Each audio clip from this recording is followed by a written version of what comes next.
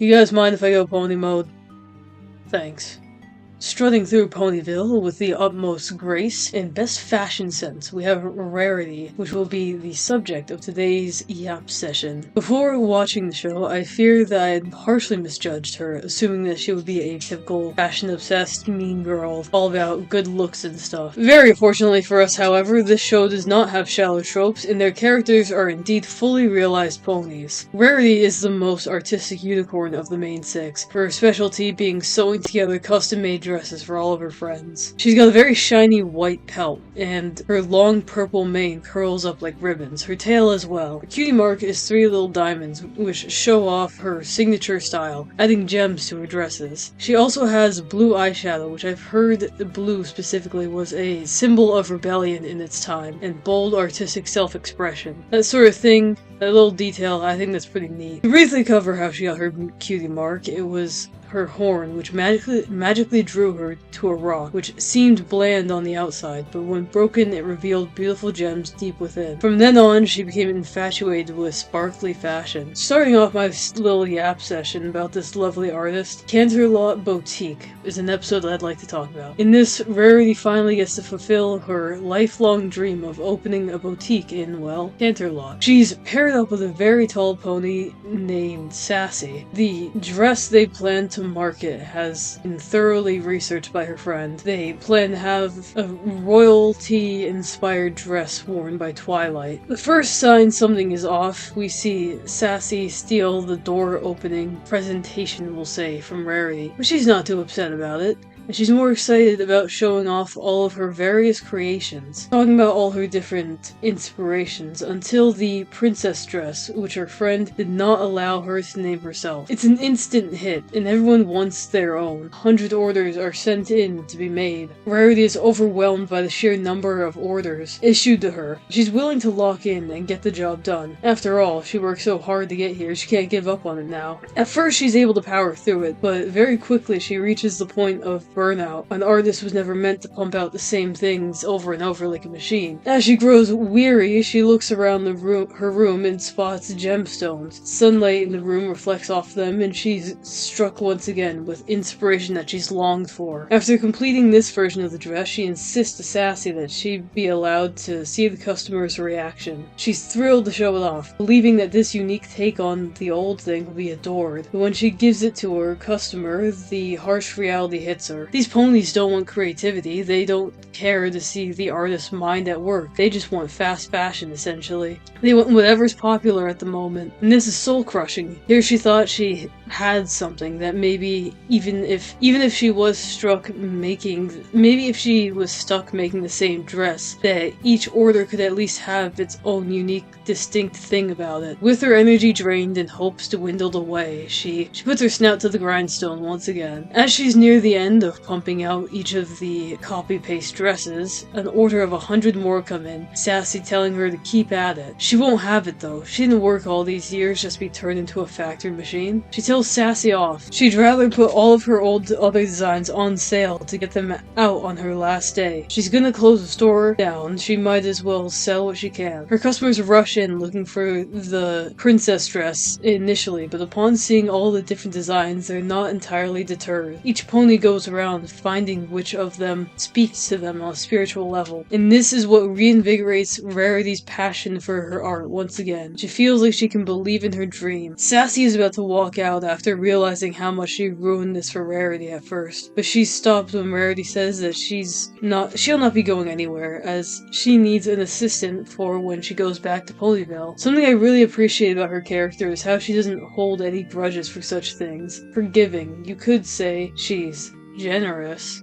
This episode particularly feels so real though. It's fear many artists are taught before they try making their passion into a career. You'll so often hear about how you don't want your love for art to become a chore, or how you might not make enough money to live with it. This sentiment, I feel, discourages so many young artists from trying to follow through with that path. They might start trying for a bit, and then when they see a lack of success, they'll give up, assuming that the things they were told were true, and it's hopeless to be an artist. Rarity goes through this sort of. She does get to succeed, but the mundane repetition of it all, the same corporate product, is enough to make her want to shriek. Creative freedom is what allows her to thrive, and in Suited for Success we can see her artistic eye.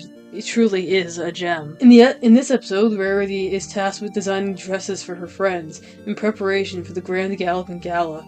Something we're all very thrilled for. They're all excited for it, and they're even gonna have their own fashion show. Rarity takes great care to make every dress specially fit for each of her friends, combining their interests, personality, and what would work aesthetically to perfection. When she's finished with them all, she shows her friends their dresses to see what they think. They try to be nice about it, saying that they look fine, but it's very easy to see through it, especially with Fluttershy's ears going back when she says nice. This hurts, but Rarity is more than willing to change up the dresses to better fit her friends' wants. After all, she needs them to be happy with what their gowns look like. We then get a montage of her making the new dresses and their friends being incredibly picky about how each of them look. Every detail, what they want an abundance of. It's a pain to get through, but they do eventually settle, and they're all happy with their dresses and how they've turned out. But Rarity and her kitty know how objectively trash they are. Spike pops in to let the gang know that Hoity-Toity is in town, and I'm gonna call him Hoyt, and he wants to attend Rarity's little fashion show, of which she's dreading. This could be her one chance to get noticed, and these dresses, they're the worst example of her work yet. Everyone's enamored by Hoyt at the show, adding to how much pressure it is to be displaying all this. And once the show begins, all of her friends strut out, feeling like they absolutely ate up this walkway. Upon seeing the faces of the other ponies, Twilight and the others slowly realize that they maybe went overboard with the dresses. Hoyt is appalled by this, calling them amateur mishmash of everything but the kitchen sink. Rarity feels absolutely humiliated to have to walk out and be credited for these. It's not a reflection of her artistic eye at all, and now she's going to feel like an utter failure in front of the pony that could really advance her career. When the show's over, Rarity breaks down at home. Her friends encourage her to come out so that they can help her, but she dramatically collapses and tells them to leave her to wallow in. What do ponies wallow in? Goat tears? She's even talking to herself about going to exile over the shame she felt being the laughingstock of Ponyville. Her friends have a plan though. They get her to come out by staging her kitty Opal being stuck in the tree. When she rushes out to save Opal, the others are there waiting for her, and they've surprisingly finished up Rarity's dress for her. Apparently, Fluttershy has a freaky knowledge of sewing, whatever that means. Rarity's elated to see that they put in the effort to help her dream come true, and they all apologize to her for not trusting her artistic judgment the first time. They get another chance to put on a show for Hoyt, and this time around, Rarity gets to orchestrate it the way that she wants to. Hoyt's absolutely blown away by the presentation, and she's able to prove her talent was worth his time. One of the messages of this episode is, of course, to be grateful for the gifts that your friends give you, but the moral I enjoy much more through this is that you should really trust the artistic eye of, well, an artist, more so than the general audiences. They have ideas of what they'll think is cool, but they might not have the skills or know-how to make something that actually goes together well. I don't know, I think Rarity was a genius in the way that she encapsulated her friends' energies perfectly into dresses. Now, speaking of dresses she makes with her lovely creative mind, what happens when someone steals her ideas? Well, in Rarity Takes Manhattan, we get to see this unfortunately happen to our dear. The big theme this episode opens up with is generosity. Rarity's gotten her friends tickets to the musical that they're all looking forward to, and while here in Manhattan, she gives any pony gems who offers them aid in any way. They got a bit of complications with getting her to the fashion show, needing to rush the taxi there, and nearly forgetting her line of clothing along the way. She does manage to get there just in time thanks to everyone she was generous to repaying her kindness. Unfortunately, the judge is rude to her over the fact she wasn't super early to the event, but they don't harp on it too much. She's more concerned with establishing that there'll only be one winner here, and everyone else will have to go home. After they're dismissed, a pony named Suri Polomare approaches Rarity and trying to get on her good side side, reminding her of when they met. She really emphasizes how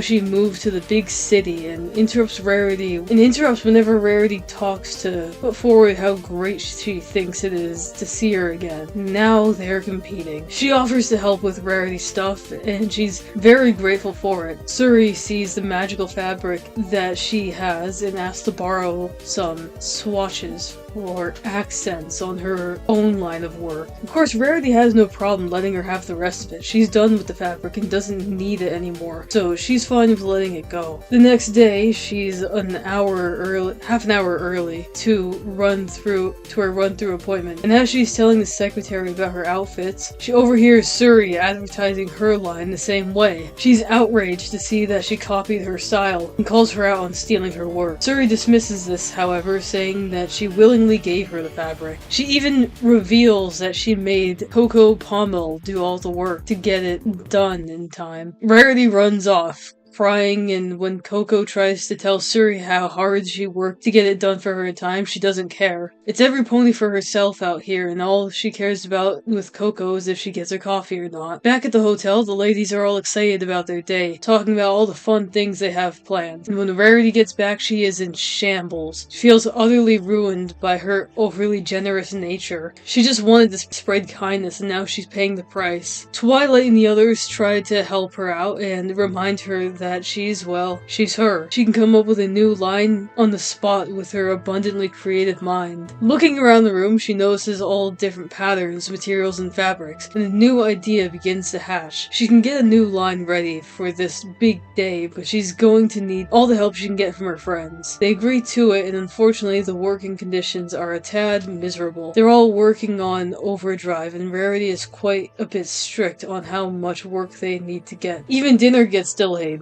making the work more difficult. Rarity's attitude gets to be a bit too much with her friends. When her friends try to help her, and she breaks down how it's every pony for herself here, and she runs away. The next morning, they finish up the last dress, and Rarity rushes out the door. At the fashion show, she does end up winning, but her friends aren't there in the crowd, and that's when it hits her. Once again, she flees and sings a somber reprise of her song. And I have to say, again, I love Rarity singing so much. She realizes how much she let it all get to her head. The pressure of the fashion show and Suri's manipulation. It all made her forget the true importance of being able to spend this trip with her friends and see the musical that she got tickets for. She took advantage of their generosity now. It's all come full circle, and she needs to make amends. The rest of the episode has her finding her friends and making up for what she did by getting them exclusive show tickets. They get to enjoy their musical together, and at the end of it, Coco comes in to give Rarity the trophy that she earned, and apologizes for how she was complicit in what Suri had them doing. Rarity, as we know, isn't a bitter person, and she's forgiving her as soon as possible, even offering her a new potential job. Man, I wish I was her friend right now. Overall, a very sweet episode. I really do love to see her inner element in these fashion-focused episodes. My favorite part of this whole thing is that Rarity never once loses her desire to be giving to others. In so many other shows or movies, there would be a point here where she would become selfish. Rarity would have become a lot more bitter and taken from others, but in this, she didn't. She ended up overworking her friends, but not entirely intentionally. More so done in her panicked rush to make sure that she got what she needed to done before it was too late. Aside from her rough moment, there is still kind pony that we know, and her nature of generosity remains unchanged. In the end, love always wins, doesn't it? Something I haven't really mentioned yet is she does have a little sister named Sweetie Belle, who's part of the Cutie Mark Crusaders. And there's an episode with them I found to be very touching called Forever Philly, one which focuses on their sister relationship and how it's changed after Rarity left to live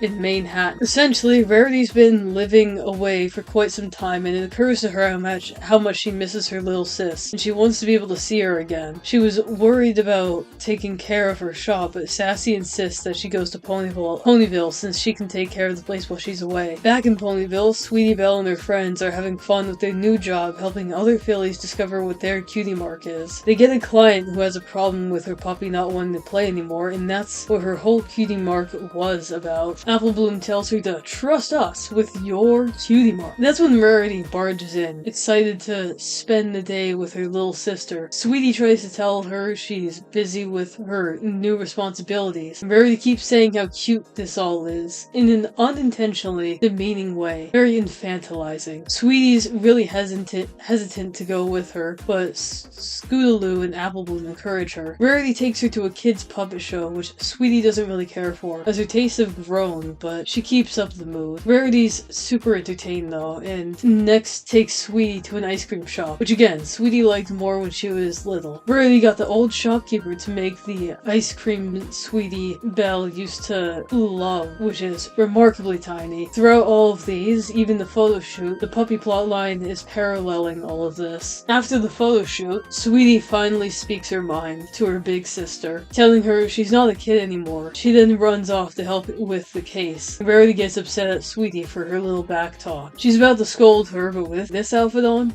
forget it. Plus, she has the manners to let her finish her conversation. Sweetie Belle talks to her friend about why their puppy isn't as excited to play anymore. While they see a little pup, Sweetie sees a grown dog, effectively communicating to Rarity the same message. They get a sweet moment where Rarity realizes her mistake and apologizes for treating her like she was still a baby. Sweetie Belle reassures her that she still loves spending time with her, but maybe they'd best do more mature things together. It's genuinely such an adorable episode, and I love the theme it decides to touch on. All of us have experienced it at some point, whether in the position of Rarity or Sweetie. It's only pony nature to want to cling to the past. You might grow so fond of these old memories, trying to recreate them over and over again without realizing how much time has passed. You can still have that nostalgia, but if you don't want to ever accept that people grow up, you might find yourself slowly pushing them away. It's a sucky feeling on Sweetie's end too, when someone older than you tries